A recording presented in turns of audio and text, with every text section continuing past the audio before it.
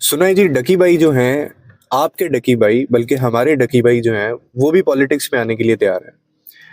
यार मैंने कल एक वीडियो देखी, हो सकता है आपने भी वो देखी हो। मैं तो वो वीडियो देख के ना परेशान हो गया, और बिलीव करें मैं तो सोचता था कि ये जो अभी करंट जो सूरत हाल है पाकिस्तान की, और जैसे हुक्मरान इनको चला रहे हैं, तो हमारी तो इनसे जान नहीं छूट रही थी। तो अब मैं ये वीडियो देख के परेशान हो गया हूँ कि अगर ये चीज़ें कभी हो गई और इन लोगों को कभी मौका मिल गया तो हमारा क्या होगा यार।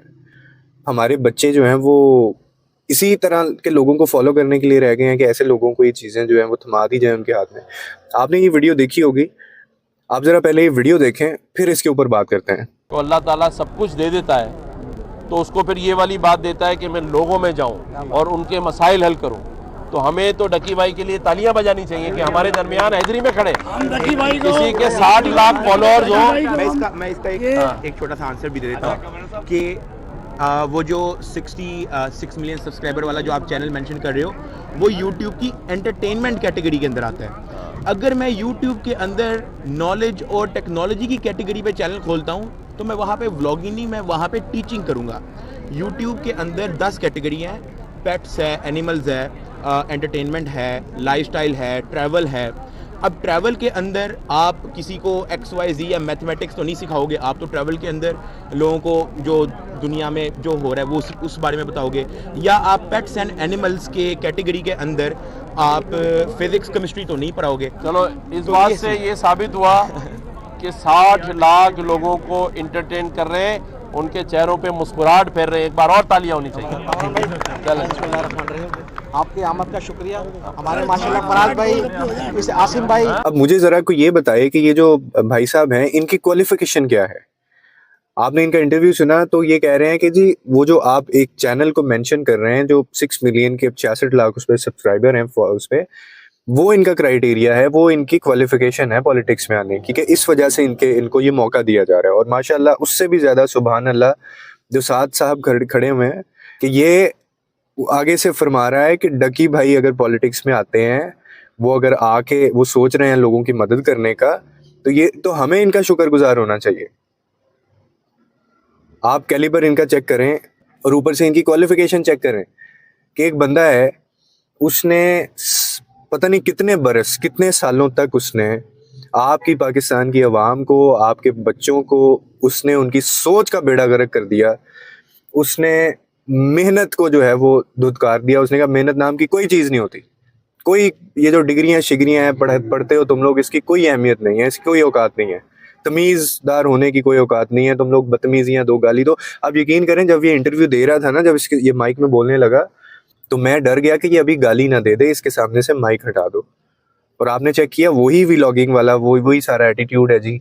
और ये अब मुझे अच्छा चले मैं समझ भी लूँ अगर कि इनको मौका दे दिया जाए, तो जैसे ये कह रहे हैं कि वो आप मेरा एक चैनल है अभी, वो एक यूट्यूब की कैटेगरी है, एंटरटेनमेंट की कैटेगरी, जो कि ये एंटरटेनमेंट की कैटेगरी कह रहे हैं ना, वो सॉरी टू से दैट वो एंटरटेनमेंट की कैटेगरी नहीं है, वो बेगैरती की कैटेगरी है, ठीक है, जिसमें आप फॉल करते हैं। और जो आपने हमारे बच्चों को, पाकिस्तानी जो यंगस्टर्स हैं, आपने जो उनको मैसेज दे दिया है, वीलॉगिंग पॉडकास्टिंग का आपने धज्जियां उड़ा के रख दी हैं, वाहियात किस्म का आपने वो कंटेंट डिलीवर कर करके तो एक ट्रेंड सेट कर दिया। और आपके बाद पता नहीं लोग इसमें आए और उन्होंने इस ट्रेंड को फॉलो करना शुरू किया, और आप ये 15-20 सालों से कर रहे हैं। तो अभी एक साल में आके आप कौन सा तीर मारेंगे, या एक साल में कौन सी एजुकेशन आपने ले लेनी है। फिर एक वीडियो के अंदर कह रहे हैं कि जी मैं अगर ट्रैवलिंग सिखाता हूँ, मैं अगर किसी को कोई सॉफ्टवेयर के बारे में बताता हूँ, तुम्हारे अपने पल्ले क्या है यार। मैं तो यकीन करें आई मीन शॉक, मैं तो शॉक में चला गया हूँ कि अगर अभी इन बंदों के हाथ में कोई चीज़ नहीं है, अभी इन इख्तियारात इनके हाथ में नहीं है, तो ये इतना बेड़ा गर्क कर सकते हैं यूथ का। तो जब चीज़ें इनके इख्तियार में आ जाएंगी, अगर दे दी जाए, तो क्या होगा हमारा, तो हमारी नस्लें किस तरफ जाएंगी। और एक गिला मेरा इस यूथ से भी है, आप में से भी कई लोग होंगे जो इनको देखते हैं, जिनके घरों में ये बिल्कुल रूटीन से चलते हैं, तो इन लोगों को तो शर्म आनी नहीं है। तो यार हम ही लोग थोड़ी सी शर्म कर लें। आपको अंदाज़ा भी नहीं है कि ये चीज़ें किस तरफ जा रही हैं और इनका रिज़ल्ट क्या होगा। और आप अगर इन लोगों पर डिपेंड करेंगे तो फिर ना इस मुल्क का कुछ होगा, ना आपका होगा, ना आपके बच्चों का कुछ होगा। तो मैं तो परेशान हो गया हूँ इनका ये इंटरव्यू देख के कि ये स्क्रीन पे यानी इस बंदे को आने कैसे दिया गया और इसने ये बात की क्यों, मतलब किस क्राइटेरिया के ऊपर ना। क्या ये सिर्फ ये क्वालिफिकेशन है कि इस बंदे के 6 मिलियन या 66 लाख फॉलोअर्स हैं, और वो कंटेंट भी जो वो लेके चल रहा है जिसमें अपनी माँ को दिखाता है, जिसमें अपनी बीवी को दिखाता है, और जिसके अंदर ये अभी आके थोड़ी सी मुनासिब हरकतें करना शुरू हुआ है, वरना आपको पता है ये क्या कुछ करता रहा है। ये तो ऐसे लोग होते हैं कि इनसे आप बात कर रहे हो ना तो इनके मुंह से गाली निकल जाती है, क्योंकि गालियां दी इतनी होती हैं, घर में भी यही गालियां। आप अभी भी वीलॉग इनके उठा के देख लें तो अपनी बीवी के सामने, अपने माँ बहनों के सामने ये ऐसी गुफ्तगू कर रहे होते हैं कि मतलब आप वो गुफ्तगू किसी गलीज जगह पे भी नहीं कर सकते, ऐसी गुफ्तगू करते हैं ये लोग। तो ये देख लें आप किस तरफ ये सूरत हाल जा रही है। लेकिन मैं सलाम पेश करता हूँ जनाब गवर्नर सिंध साहिब को कि उन्होंने इतना ज़्यादा लीडर हमारे सामने उन्होंने खड़ा किया लाके, और उन्होंने लोगों को बताया कि जी हमारे पास अगर हमारे हाथ में चीज़ें आती हैं तो हम इस तरह इस मुल्क को लेके चलेंगे, हम इन लोगों के शुक्रगुजार होंगे, क्योंकि ये लोग जो हैं वो बहुत अच्छा काम कर रहे हैं। ये पता चलता है, इससे पता चलता है कि हमारे मुल्क की, हमारे स्टेट की और हमारा जो जहन है वो हमारा मेरिट क्या है, बेसिकली हमने किन चीज़ों को प्रमोट करना है और किन चीज़ों को प्रमोट नहीं करना है। तो मैं तो ये अफसोस दर अफसोस है इसके ऊपर कि ये कैसे ये मामला तय हो रहे हैं और कहाँ पे ये मामला तय हो रहे हैं। आपको याद होगा एक दफ़ा इमरान खान साहब की जब गवर्नमेंट थी तो इमरान खान साहब ने टिकटॉकर्स को मौका दिया था, बुलाया था, उनसे कोई डिस्कशन की थी। मैं तो उस चीज़ के भी बड़ा खिलाफ था, और मुझे वो भी मतलब मैं गलत भी हो सकता हूँ, मेरा अपना एक ओपिनियन है, लेकिन मैं क्यों उस चीज़ को डिस्करेज मैंने किया था कि ये तो वो लोग हैं जिन्होंने आपकी यूथ का बेड़ा गर्क करके रख दिया है। ये तो वो लोग हैं जिन्होंने बच्चों के जहनों में से ये चीज़ निकाल दी है कि मेहनत किसी चीज़ का नाम नहीं है, आप मेहनत नहीं ज़िंदगी में करते और मेहनत की कोई अहमियत भी नहीं है, ना आपको उसका सिला मिलता है। ये वो लोग हैं जिन्होंने घर बैठे बैठे जो हमारी माएँ बहनें हैं उनको गलत काम करने पे मजबूर कर दिया है। ये तो वो लोग हैं, हमें तो इनको डिस्करेज करना चाहिए। तो मैं तो उस चीज़ को मैंने इतना ज़्यादा गलत कहा था, लेकिन ये तो इन्होंने जो है वो बाकायदा टीवी चैनल के ऊपर आके उन्होंने ये बोल दिया कि ये जी हमें इस तरह के बंदे चाहिए, और अगर डकी भाई आ जाते हैं पॉलिटिक्स में तो हम इनके शुक्रगुजार होंगे। कमाल की बात नहीं है ऐसे यार, कि हम किस तरफ जा रहे हैं, हमारी क्या प्रायोरिटीज हमारी सेट हो रही हैं।